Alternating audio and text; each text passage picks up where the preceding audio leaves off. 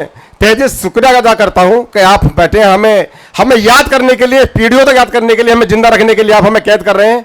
आपको सलाम करता हूं। और इसी के साथ मैं बहुत उम्दा शायर एहतराम सिद्दीकी जी को आवाज देता हूं, जो जाहिर लगने में लगाते हैं कि वो कहता अगर मुझसे तो हार जाता मैं, वो कहता अगर मुझसे तो हार जाता मैं, गैरों से गिराने के हुनर सीख रहा है, गैरों से गिराने के हुनर सीख रहा है। जी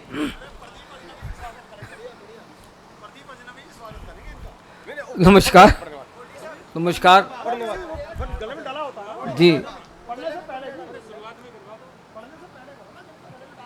अरे फंदा डाल दीजिए साहब, सुबह से आए हुए, स्वागत का चक्कर छोड़िए।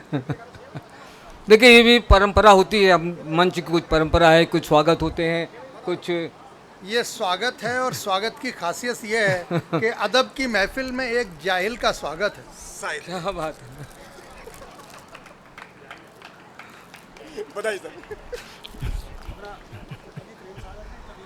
हाँ साहब, मैं देखिए, मैं जो एक बात बता दूं, इस माइक को पकड़ के मैं कसम खाता हूं कि जो भी पढ़ूंगा सच पढ़ूंगा, सच के सिवा कुछ नहीं पढ़ूंगा, जो कहूंगा सच कहूंगा। और सच के लिए मैं देखिए, यहाँ पर गोल्डी जी बहुत बड़े शायर, बहुत बड़े कवि हैं, हास्य कवि हैं, आप लोगों के बाद शायद आज आए, वो आपके साथ पढ़ेंगे। उनको मैं बुलाना चाहता हूँ मंच पे, प्लीज़ आ जाए, 1 मिनट के लिए आ जाए, आ जाए, आ जाए, आ जाए, आ जाए। ये गोल्डी जी हैं, कृपया तालियां। अरे ना बजाइए भाई, मैं मना कर रहा हूँ, आप बजाए दे रही हैं, कमाल। पूरी बात सुनिए। देखिए गोल्डी जी बड़े प्यारे दोस्त हैं, और इनके लिए एक शेर मैंने कहा है आपके सामने। बड़े देखिए, बड़ी बात, अच्छी बात बताऊं, कुछ लोगों को भगवान अपने हाथ से बनाते हैं, बहुत खुशनुमा होते हैं, जैसे गोल्डी जी। और कुछ लोगों को भगवान ठेके पे बनवाते हैं, जैसे मैं। और ठेकेदार कभी माल पूरा लगाता नहीं है, तो मालूम है आप सबको। तो इनके लिए कितने सुंदर हैं। बस एक शेर इनके लिए पढ़ रहा हूँ कि वैसे तो तुम्हारा हुस्न कातिल है हसीनों का, वैसे तो तुम्हारा हुस्न कातिल है हसीनों का, जरा सी मूछ रख लेते कयामत हो गई होती।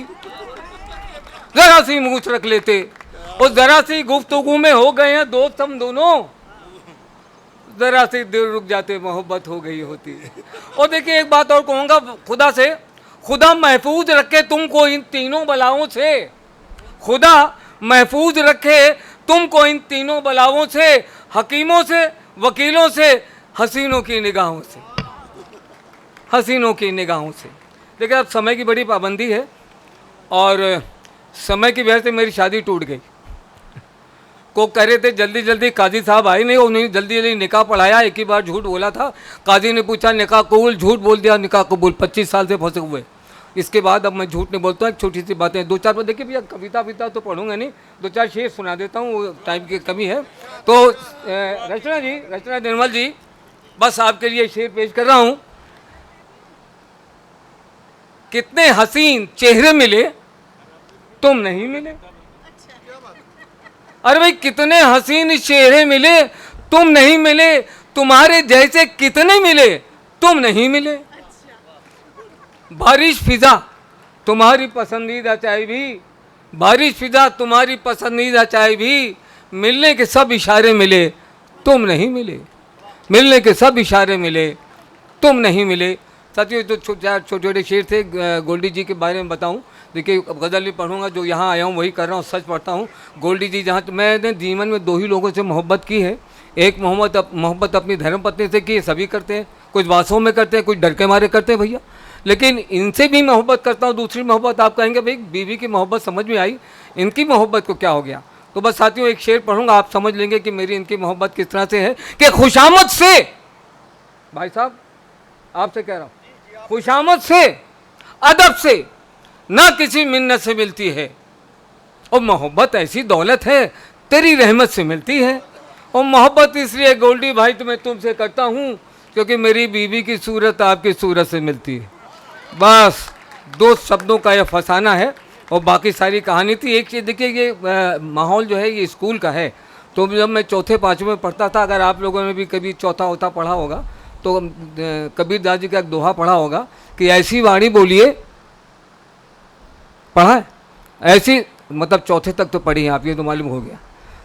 ऐसी वाणी बोलिए जो मन का आपा खोए और उनको शीतल करे और आप हूँ शीतल होए।